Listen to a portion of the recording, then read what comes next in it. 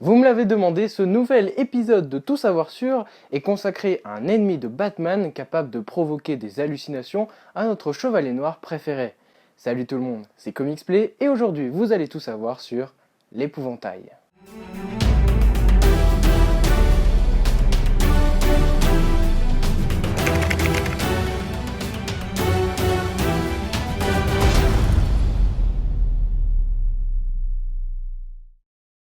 L'épouvantail est un personnage de l'univers de DC Comics créé par Bob Kane et Bill Finger dans le World Finest Comics numéro 3 en 1941.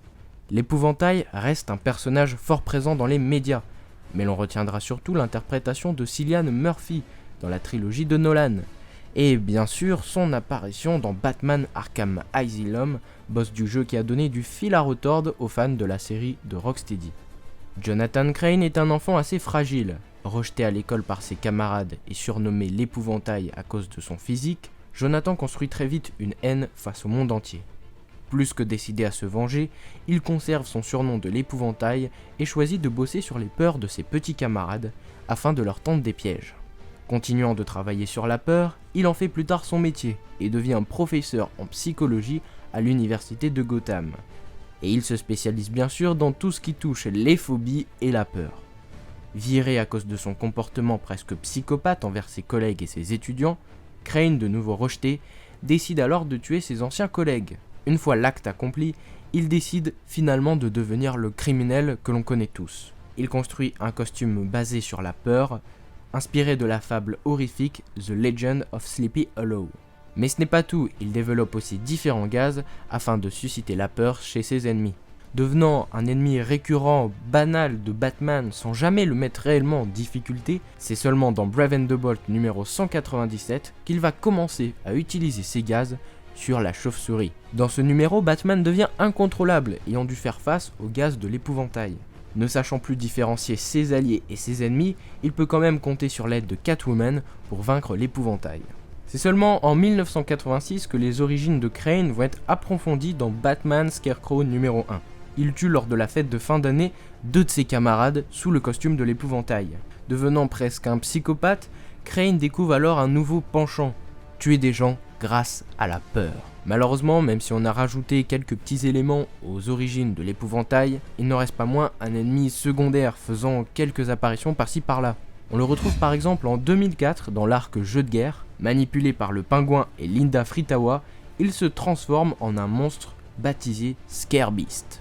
Un peu plus tard, on le verra dans différentes équipes, par exemple la Secret Society of Supervillains ou encore les Secret Six. Mais en 2005, grâce aux médias que sont le film Batman Begins, mais aussi le jeu vidéo Batman Arkham Asylum, l'épouvantail a le droit à sa propre mini-série Batman Scarecrow Year One. Là aussi, on étoffe un peu plus ses origines, notamment sa jeunesse traumatisante.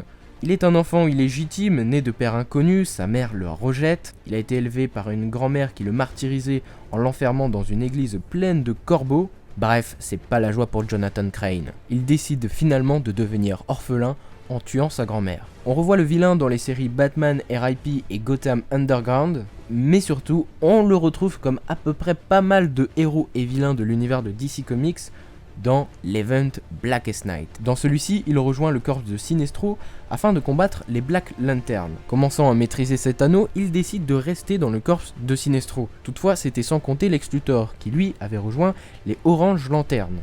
Contaminé par l'avarice, Lex Luthor va prendre de force l'anneau de l'épouvantail. On le revoit durant l'événement Brightest Day où il cherche à se venger de Lex Luthor, mais aussi dans l'event Flashpoint où il fait une très petite apparition.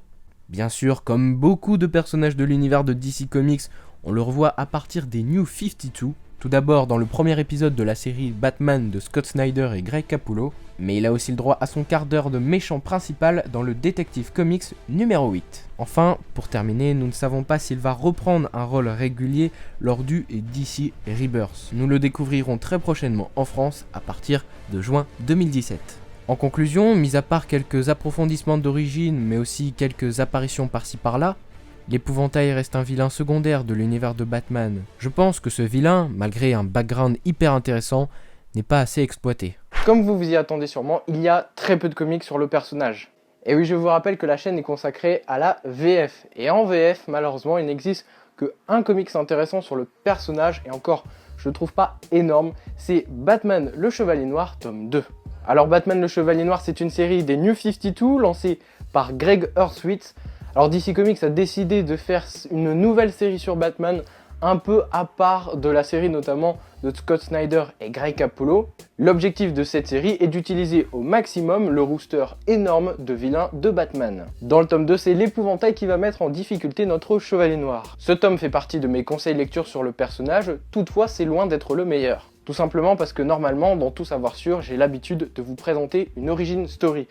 Là pour l'épouvantail, il n'y en a pas. Et puis il faut aussi savoir que cette série Batman le Chevalier Noir est clairement en demi-teinte car elle dispose de plusieurs dessinateurs. Bon là sur ce tome vous avez deux très bons dessinateurs que sont David Finch et Miko Swayan qui ont déjà fait leurs preuves chez DC Comics. Et bien voilà, c'est déjà la fin de ce tout nouvel épisode de Tout Savoir Sûr. Je suis désolé, il n'y a pas eu énormément de conseils de lecture sur le personnage, mais en même temps comme je le disais c'est un vilain de seconde zone, pas assez utilisé je pense. Je vous rappelle que le prochain épisode de Tout Savoir Sûr est centré sur une team de l'univers de Marvel, elle m'a été demandée sur Tipeee. Par contre pour l'épisode d'après, je vais faire comme j'ai fait pour cet épisode, c'est-à-dire que vous allez choisir le sujet du prochain Tout Savoir Sûr. Et attention, cette fois-ci, vous avez le choix entre un sujet de l'univers de DC Comics, mais aussi un sujet de l'univers indépendant. A vous de me proposer ce que vous voulez dans les commentaires, je vous rappelle ça peut être vraiment tout et n'importe quoi, ça peut être un tout savoir sur la Batmobile, un tout savoir sur Mr. Freeze, un tout savoir sur Negan, à vous de jouer. Je vous rappelle que ce sera le commentaire qui aura le plus de likes, qui sera du coup le sujet du prochain tout savoir sûr. Alors du coup, à vos claviers, moi je vous donne rendez-vous très prochainement pour un nouvel épisode de Tout Savoir Sûr, et comme d'habitude, lisez des comics et parlez-en autour de vous. À bientôt!